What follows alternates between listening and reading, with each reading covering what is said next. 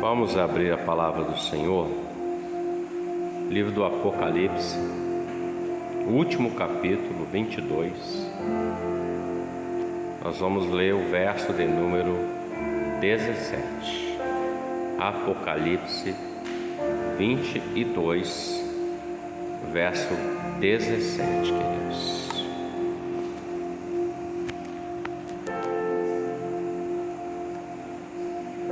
Amém? Assim declara a palavra do Senhor. E o Espírito e a esposa dizem: vem.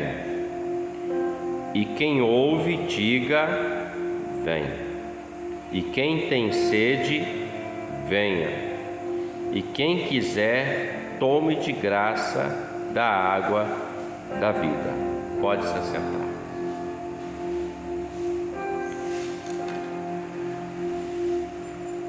Encerrando o livro de Apocalipse, João, os seus últimos versos, pelo Espírito do Senhor, pela direção do Senhor, ele fecha esse livro, antecedendo ao verso 21, com esse verso de número 17, fazendo como se fosse um último apelo ao homem. Observem que ele diz assim: e o Espírito e a esposa dizem: vem. A esposa, nós sabemos que é a igreja fiel e verdadeira. Tanto a igreja como o Espírito Santo, nesse momento, nesse verso, ela entra numa concordância, num clamor. Quando diz assim, vem, é uma oração, é um clamor. Para quem vir? O Senhor. É um clamor pela volta do Senhor Jesus. Nós, como igreja, a igreja fiel e verdadeira, o clamor dela não é pelas coisas terrenas. O clamor dela tem que ser pelas coisas do alto. Paulo escreve isso nas epístolas, ele diz assim: buscai as coisas que são de cima e não as que são de baixo. As coisas que são do alto e não as que são terrenas, as coisas que são dos céus e não as coisas que são da terra. É claro que entendemos que em algum momento, como igreja, nós, no particular, no pessoal, ou às vezes até no coletivo, vamos ter que clamar por uma porta de emprego, por uma condição, pois nós ainda vivemos nessa terra, caminhando por ela como peregrinos do Senhor, como mensageiros de uma palavra profética, de uma promessa. Qual é a promessa? Jesus está voltando. Ele verteu o teu sangue no Calvário para que o homem possa ter salvação, para que o homem possa, através do seu sangue, aceitando, reconhecendo, possa entrar nas mansões celestiais ou na eternidade com o Senhor. Observem que ele diz: o Espírito e a esposa dizem: vem. Está clamando. Então o nosso clamor é: volta logo, Senhor Jesus. Volta rápido. Leva a tua igreja, nos leva para estarmos com o Senhor na eternidade, na glória. Porque o desejo nosso, meus irmãos, o desejo do servo do Senhor é para com o Senhor, não para as coisas desta vida. O Senhor Jesus, ele traz uma revelação tremenda. Em Mateus capítulo de número 5, ele começa o sermão da montanha, vai até o final do capítulo 7, no último verso. E já no capítulo 5 ele começa a revelar algumas coisas. Ele diz assim: onde estiver o seu coração, estará o seu tesouro. Ele também diz o seguinte: olha, não vos preocupeis com o que haveis de comer, beber ou vestir, porque o vosso Pai sabe que necessitais de todas essas coisas. Se Ele veste o campo com a relva, se Ele alimenta os pássaros que não prantam nem cegam, quanto mais vós. Mas uma coisa é necessária, e essa tem que ser em primeiro lugar: o reino de Deus e a sua justiça. Estas outras coisas, ou seja, comer, beber ou vestir, as necessárias à nossa vida, Ele vai acrescentar. Por quê? Porque Ele não deixa faltar nada aos seus servos. O Senhor não deixou faltar nada para você, não tem deixado. Tem dias que são muito difíceis, dias que nós entramos numa batalha na nossa mente, no nosso corpo, na nossa vida, de várias maneiras. E nesses dias Ele está com você, Ele está comigo. É uma promessa que Ele fez aos apóstolos, dizendo assim: olha, ensinai todas as nações, batizando-as em nome do Pai, do Filho e do Espírito Santo, e eis que eu estou convosco todos os dias até a consumação dos séculos. Às vezes, dependendo da dimensão ou por causa da dimensão da adversidade, há um sentimento no homem, um sentimento em nós às vezes, um pensamento, que achamos até que o Senhor não está conosco, achamos que estamos sozinhos. Às vezes passa isso pela nossa mente. Nós não somos hipócritas, nós reconhecemos essa falha às vezes em nós, porque uma luta depende da sua intensidade. Às vezes a intensidade muito intensa, ela faz com que o homem comece a se render àquilo, e ele começa a achar que ele que está guerreando, mas não. O Senhor é que está te sustentando e me sustentando na batalha. O Senhor que está segurando na sua mão e na minha mão. O Senhor que está preservando a sua vida, a sua alma. Por quê? Porque você vale o sangue do Filho dele. O Espírito e a esposa dizem: vem. É um clamor. É um clamor, meus irmãos. E esse tem que ser o clamor da igreja todos os dias, em concordância com o Espírito, para que o Senhor venha.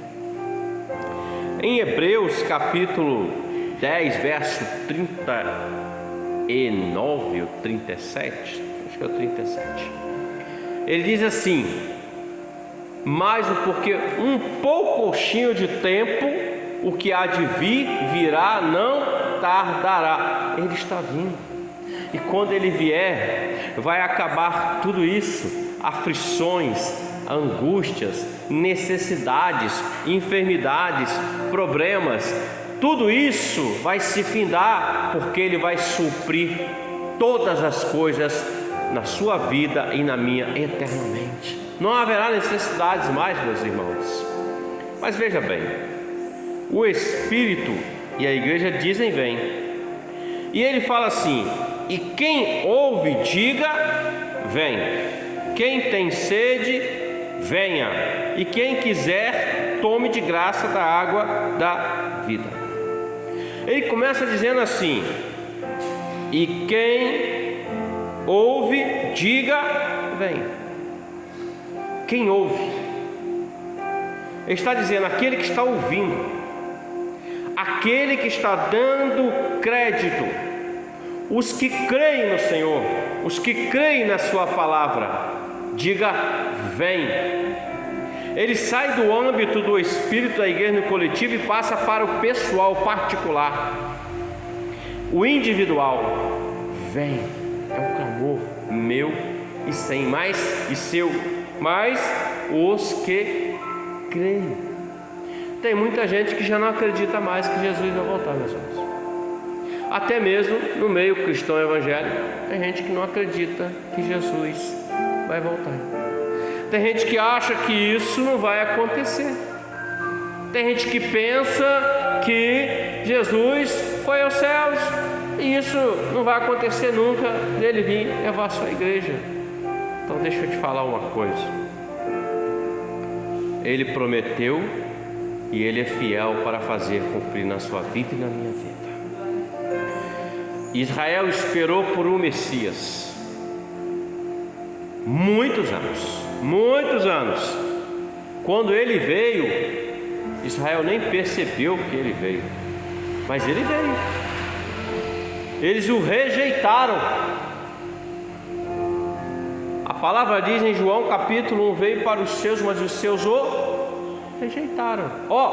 Mas a todos quanto o receberam, os que creem, deu-lhes o poder de serem feitos filhos de Deus. Jesus caminhou 3 anos sobre a face da terra, anunciando o Evangelho eterno, a palavra do Senhor, o reino de Deus. Ele encontrou milhares de pessoas, pois João revela que se tivesse que escrever em livros o que Jesus fez, não caberia em livros, porque foi muitas coisas. Mas a palavra revela aquilo que é o necessário para a nossa fé, a nossa crença.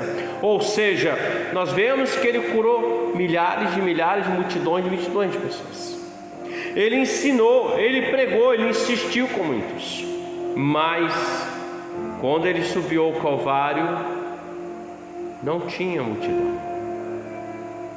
Quando ele fez a promessa dizendo: fiquem em Jerusalém, cerca de 120 almas estavam lá. Cadê o resto?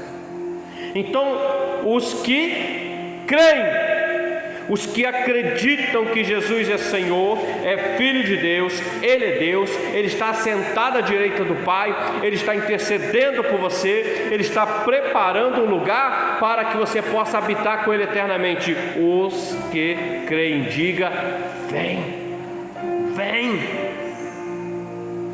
E Ele ainda diz: e quem tem sede, venha. Você tem sede? Todo homem tem sede. Estou falando do âmbito natural. Sede é uma necessidade nossa. Por que o seu organismo, a sua vida, o seu corpo tem sede? Porque essa água vai alimentar você, vai saciar você e vai manter você vivo. Sem água, você começa a definhar, vai murchando, os órgãos começam a secar, a vida que está dentro de você, ela começa a ir embora. Ele está dizendo: e quem tem sede, venha, e quem quiser, tome de graça da água da vida. É de graça, meus irmãos. A água H2O é necessária, mas aqui ele está dizendo é da água do Espírito, é da palavra que vai manter você e eu vivos. A chama arderá continuamente no altar do seu coração, não se apagará. Por quê? Porque dentro de você brota água viva. Foi o que Jesus disse para a mulher samaritana. Ele disse assim: mulher, se tu soubesse quem falas contigo, pediria água viva, e ele lhe daria água viva. E ele disse: a água viva que lhe der vai jorrar para a glória, a eternidade. Lá em João capítulo 7 ele disse que ele faz a mesma promessa. Ele fala assim, e ele falava isso do Espírito Santo que havia de receber. É essa água, meus irmãos, o Espírito que habita dentro de você, que vai saciando a sede da sua alma. Porque dentro de você, dentro de todo ser humano, existe uma alma. Essa alma é o Senhor que concedeu, é a vida latente, e ela tem sede de Deus. Não Deus morto pregado no madeiro, não Deus da religião, da religiosidade, mas um Deus vivo que sacia sacia a sede da alma. Quer ver uma coisa? Às vezes nós entramos abatidos na casa do Senhor, às vezes nós estamos em perseguição, dificuldades, a nossa alma está sedenta, precisando de algo para trazer vida. Ao Senhor vem e fala conosco numa palavra, num louvor, numa oração, visita-nos, e a nossa alma ela sai daqui saciada para a glória de Deus, porque Ele coloca em nós a vida abundante. É de graça, quem quiser, não é obrigado. Não é obrigado. Vamos para Jesus, eu te arrasto na força, não vai adiantar. Não tem vida nisso. Não adianta. Porque o homem, o Espírito Santo, ele visita o homem. O homem é visitado, meus irmãos. O Senhor toca nele. Alguns se quebrantam, aceitam, outros não, endurecem o coração. É de graça, mas ele endurece. Porque o Senhor, escrito está na sua palavra, não é pela força, nem pela violência, mas é pelo meu Espírito, diz o Senhor. É pelo Espírito. Então não adianta forçar, não. O que precisamos é pegar a palavra, não com acréscimo, não com fermento para agradar o coração do homem, não, a verdade, porque a verdade ela vai libertar o homem. A verdade é Jesus. Olha o clamor que João está colocando. Olha, o Espírito e a esposa dizem vem. Ele está no final do Apocalipse, final do livro. A igreja está numa concordância e ele fala: olha, quem quiser vem, quem aquele que crê vem, quem tem sede, é um convite, água viva, meus irmãos. Nós estamos vivendo de fato dias muito difíceis mesmo, dias de impossibilidades. E como que a gente está vivendo?